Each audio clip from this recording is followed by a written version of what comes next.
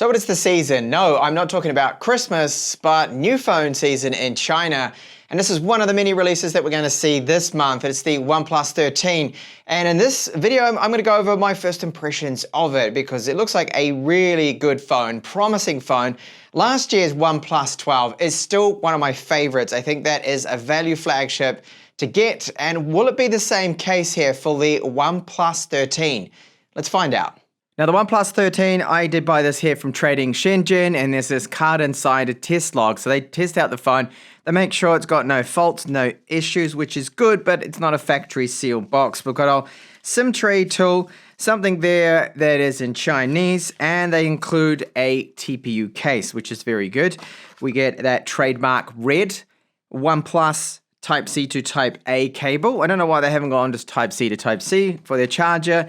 And it's their Super VOC charging. It's a nice small size considering that it's quite powerful, it's fast. This is a 100 watts charging that we do get. So we got a phone here that looks very similar to the previous generation. And in a way, I don't think that's a bad thing. Then people can see and go, oh, that's the slightly newer model, or which model is it? You know that it's the OnePlus family, or very similar to the Vivo phones and the Oppo phones, of course. OnePlus logo right there. The H is a little hard to see with the white version, but we've got the Hasselblad colors. They've worked together as well with that color calibration that they always seem to have, recently that is. And they're getting better, I must say. They are getting a lot better, as you'll see with some of the camera samples I'll show you later on in this first impressions hands-on. So the camera module here sticks out a little bit, and I like the look of it. So frosted back on it, this glass feels very good. And this is a crystal shield ceramic glass they are talking about with this that it does use. And we have here a thickness that I don't think is too bad for a 6.82 inch phone. I mean, it's not the slimmest, but it's 8.9. And that may, when you hear it, seem, oh, that's a thick phone. But when you're holding it, it feels very good. It's a metal frame around the outside, antenna lines. The power button location is in a ideal location. And great to see they didn't put this super low that I've seen with some of the other phones that will be in the channel soon. Now this is, yes, ultrasonic. So watch this. Just tap it. It works every single time. And I've not had it foul on me yet, even though I didn't even press that right in the middle then. Such a good fingerprint reader here.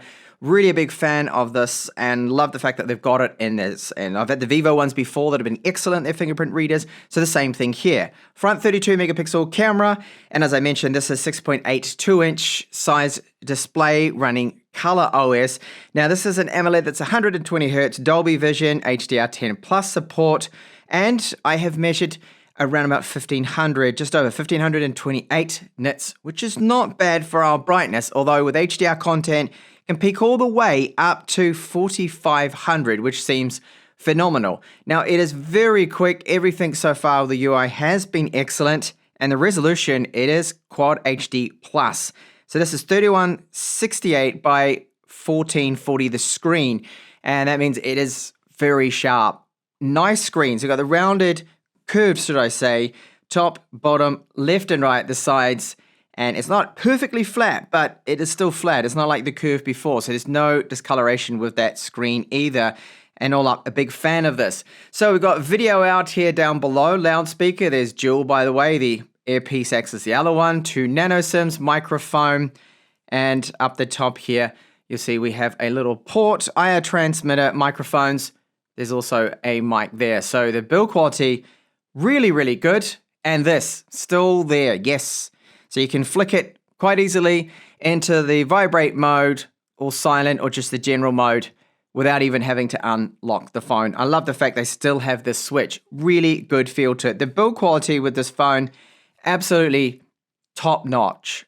Very, very good. So we have Android 15 and it's Color OS. The last OnePlus I had Oxygen OS, which of course is the international version. And I found that the optimization of their ROMs for me are one of the best. So my favorites are Color OS, Oxygen OS, and One UI, I think are some of the best. They're very, very good, fluid, fast, lag-free. We've had a big bug fix, camera update, and what I did add was macro mode, but a lot of tweaks to the camera and performance has been really good. Now you can have the apps drawer if you want, or you can have all your widgets all in one. I prefer the apps drawer with this. So 5G is working, even though this is an import version that I bought from Trading Shenzhen. It is all working for me. So 4G is fine, the data speeds are fine. I think it has a global modem on this, and of course we've got that Snapdragon. So this is the 8 Elite, Snapdragon 8 Elite, the latest and greatest, 3 nanometers, and I have 16 gigabytes of RAM and 512 gigabytes of storage. I have been taking quite a few photos today going out. I'm working on a camera comparison with some other phones. You'll see that soon in the channel, but there are a couple of tests that I have been running. While this is just a first impressions, there are a few things that I wanted to cover that I think are important. You don't have to worry about wideband level 1 certs, so for DRM streaming content, it's got it. Netflix is going to work in full HD. Now, for some reason, this hasn't been verified. The score said it couldn't connect to their server, but I mean, I had data, I also had Wi-Fi, don't know what happened there. Very good score. This is the fastest I've seen the Snapdragon 8 Elite perform so far. I typically see anywhere from around 2.4 to around 2.6 million. We're getting 2.8, just over 2.8 million points here. Really solid. The fastest so far still for me is the Dimensity 9400. If you are looking at Android phones, of course, there's, I know the Apples, they're a little bit different, but these are the fastest so far. And that Dimensity 9400, I'm a big fan of that. But this is looking like an excellent chipset too as well. Really good performance. And then the internal storage UFS 4.0, that is quick, really quick, faster than, of course, PCIe 3.0. I have to mention that because a lot of people wouldn't know that fact that most gaming laptops, ultrabooks, whatnot, this storage is in fact faster. So great performance from it. That's all I'm going to show so far. Battery life, well, that'll be coming later in a full review. Charge time, well, it's about 35 minutes, which is very good. 100-watt charging, and we do have 50-watt wireless, and you can also do reverse wireless charging at 10 watts, which is not bad. If you've got some wireless earbuds and you don't have the cable with you, you can still charge them. And I've actually done that before on an aeroplane, came in handy. So it's a feature that a lot of people say, hey, that's not useful. Well, it is. And the battery capacity, 6,000 milliamp hours, silicon carbon battery that we're getting now with all these new gen phones.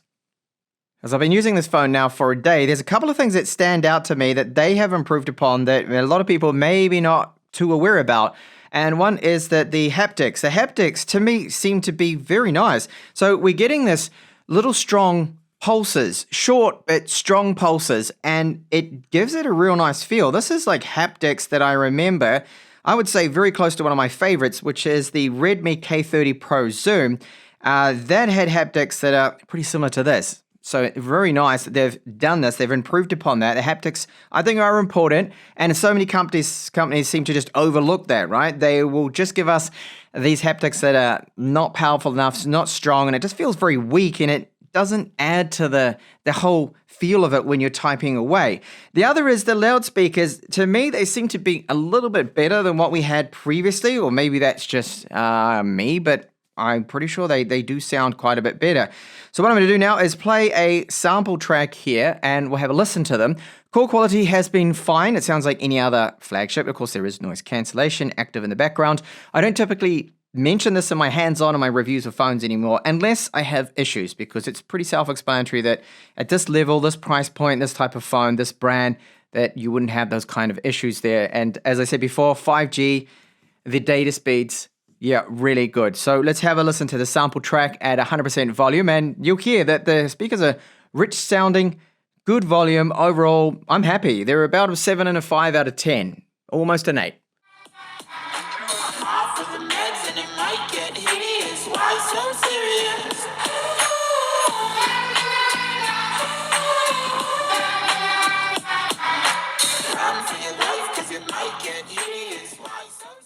Yeah, I like them. The bass is good. If I could criticize one thing, would be the volume. They could be a little bit louder.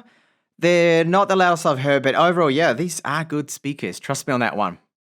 And then Genshin Impact on the top setting, 60 frames per second. Can you tell a noticeable difference between, say, this and the previous generation, Snapdragon 8 Gen 3? No, absolutely not. I can't. I mean, you'd have to look at benchmarks, synthetic benchmarks, to tell any difference. In actual games, it all seems really about the same. And so far, from what I've seen, performances, as you'd expect for the new gen chipset, I should say, that it performs really well here. No noticeable lags and stutters. You can put it into their game mode, the boost mode here. Now, because this is the Chinese version, you're going to have some of that stuff in Chinese. You've got their hyper rendering, hyper boost, and I put it into the gaming there, and you can see 60 frames per second, dipping down to about 58. In this area of the map early on, I mean, that's pretty standard there. So great gaming performance. Nothing has really changed there at all. Just like the last gen, or should I say, last 2 generations or 3 generations. And those cameras, what are they like? So front-facing camera, 32 megapixels, and I find that it's good.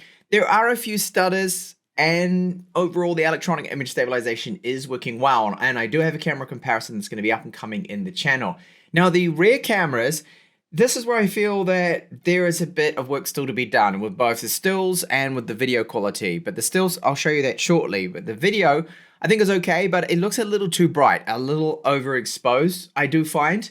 And the stabilization could certainly be improved. But we got that new firmware update that added macro mode and tweaked the cameras a bit more, but there's still more required, I feel, for video performance especially.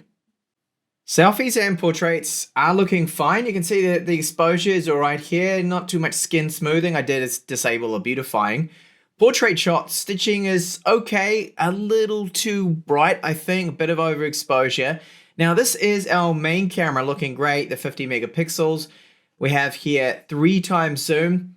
And then I take it up to now 10 times. So this is mostly digital because it's just 3 times optical with the camera. And other main camera shots like this one here are looking very good, lots of detail. However, struggling with reds in direct sunlight, there's clipping that's happening. And this is that new macro mode, which, I don't know, I don't like it so far. It looks a little bit over-processed. And we have this, which is that lens flare problem, or should I say the glare issue that's coming off the lens. It's happened to the Vivos like the X200 Pro, and it's happening here, unfortunately, too, with the OnePlus 13. So far looking very good. I like the build quality of it. Not that different to what we had before with the OnePlus 12. However, it is a larger battery, Snapdragon 8 Elite now. We've got the latest and greatest chip, and that screen 1440p, so Quad HD Plus resolution, very good. Ultrasonic fingerprint reader works fantastic. Cameras look promising, but need a few little tweaks. And battery life, I will need to go into that more. I need to use this, test it out a little bit more. And hopefully there will be a later on follow-up video, unless the global version comes out sooner than I'm able to produce that follow-up video. Hopefully not, but I'm off to Bali soon, so I am pretty busy, but I wanted to get this one out at least, a first impressions of what you can expect from the OnePlus 13. So all up, it looks like it is going to be the value flagship to get for the next gen phones. However, remember, this is currently an import device, but I have heard from Trading Shenzhen that we should be able to flash over the Global ROM or Oxygen OS when that does come out. So that'll solve the problem of not having Android Auto, which is the big one, which we don't have with this phone currently at the time of this video. But thank you so much for watching my first impressions of the OnePlus 13.